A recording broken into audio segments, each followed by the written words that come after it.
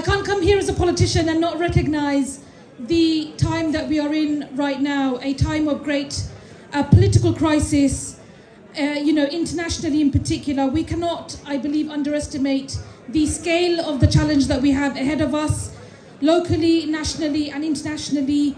Locally, we've been supporting a lot of our workers, from those working as minicab drivers, working in our universities, working in our local hospitals, and of course those that are working nationally as well, opposing legislation, scrutinising legislation, and trying to protect our rights. And I can't come here today without also talking about what is happening internationally.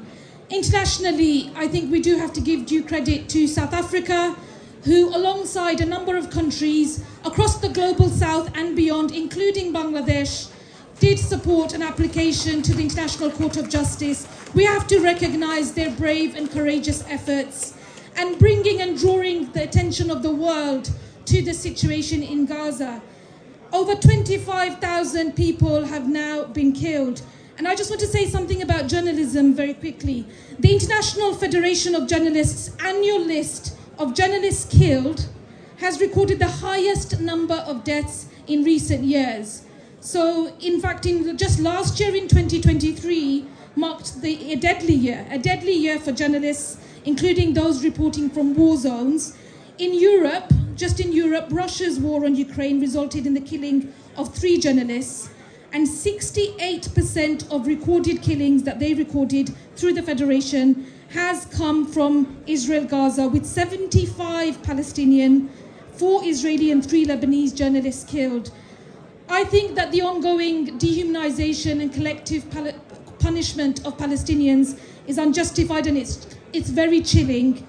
And as journalists, as politicians, as activists, I think we all have a role as we bear witness to the humanitarian catastrophe. And I just want to end by saying that there's a lot of censorship and smears going on, against people who are standing up and bringing us the truth, including journalists.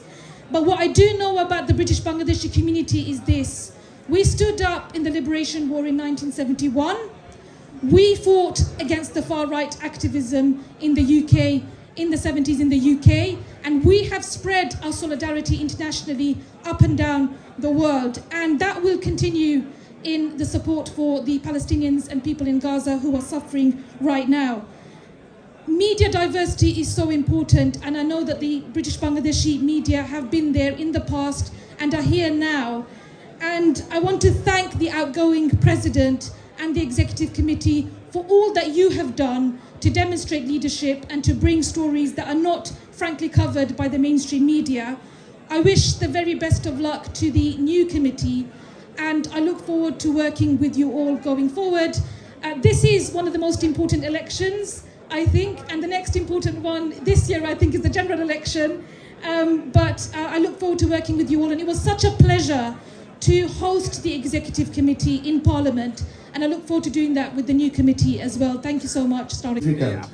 So I think today was another election. It was a very good election. Every members, every leaders, every contestant যারা করেছেন সবাই কিন্তু আমাকে সুন্দরভাবে cooperation করেছেন। আমরা কিন্তু সবাই মিলে আজকে আপনাদেরকে একটা ইলেকশন প্রেজেন্ট করতে পেরেছি, right? So anyway, our former president বলতে পারি, বাট প্রেসিডেন্ট এখনো তো অ্যানাউন্স হয় নাই, so is not a president, is outgoing president. তো উনি বলতেছেন যে উনি আমাকে একটু কিছু কথা বলতে চান, পরে আমাকে উনি হ্যান্ড ওভার করবেন। So anyway, thank you very much mister Ahmadur. Team যারা ইলেকশন কমিশনের যে টিম কাজ করেছে, তারা অনেক হার্ড ওয়ার্ক করেছে, তাদেরকে আমি ধন্যবাদ জানাচ্ছি। অবজারভার থেকে ধন্যবাদ জানাচ্ছি, এবং আমার যে সাথে যে জয়েন্ট ইলেকশন কমিশনার আছেন জনাব barrister Anwar Babul Mia, I like to thank behalf of everyone. He did an excellent work. He was a dedicated election commissioner, and I like to thank you again, Mr. Muhammad Rajaul Karim Rida got 143 votes. I repeat, Muhammad Rajaul Karim Rida got 143 votes. Mr. Muhammad Abdul Qayyum got 136 votes.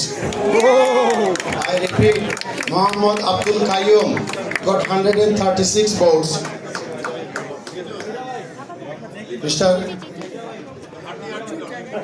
Mr. Rejaul Karim Rida, please can you come on the stage, please?